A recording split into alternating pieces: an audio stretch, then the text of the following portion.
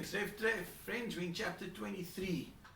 This is the last time Jesus addresses the crowds, the religious leaders. After this, he doesn't speak to them anymore, only to his disciples. And at this moment, we find Jesus uses this last chance to speak out harshly against the religious leaders. In verse 23, "Woe to you, teachers of the law and Pharisees, you hypocrites! You give a tenth of your spices, mint, dill, and cumin. But you have neglected the more important matters of the law, justice, mercy, and faithfulness. You should have practiced the latter without neglecting the former." Now they would have got this from Deuteronomy 14 verse 22 says, "Be sure to put aside a tenth of all your field produce each year.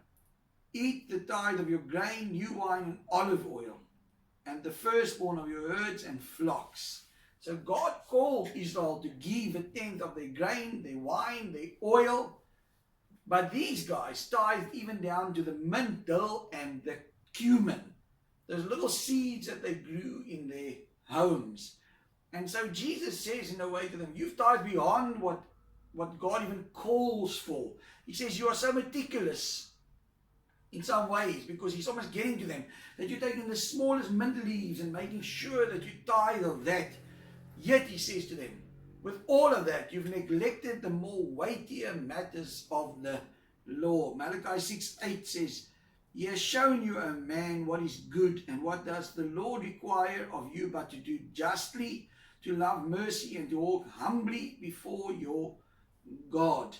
But the Pharisees were unjust, unforgiving. They were unkind. They had no faith. They did not walk by faith, but by works. And so Jesus doesn't condemn them for tithing.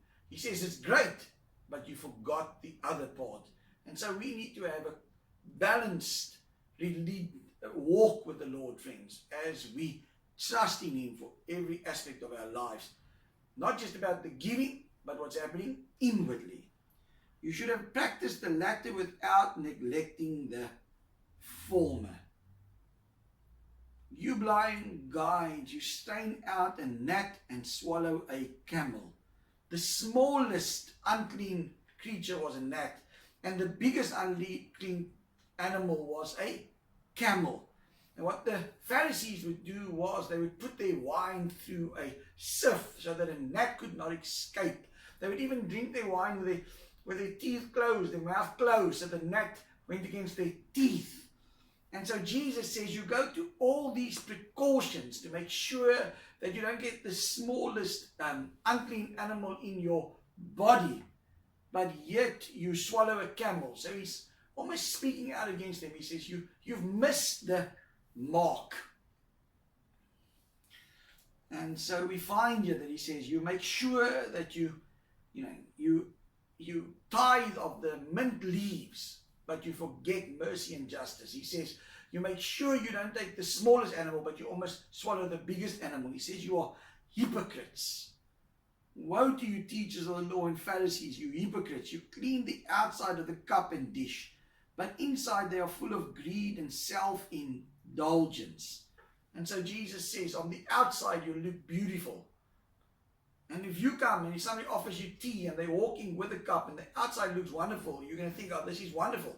But if you look inside the cup and you see it's dirty, it's filthy, you're not going to drink what's inside the cup. Because that's what's important. That's where the tea is. It's not on the outside.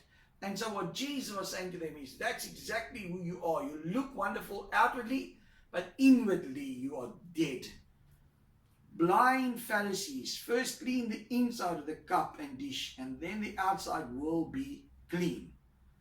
And so Jesus says, if you will clean the inside, if you clean the inside of a cup, automatically the outside is getting washed.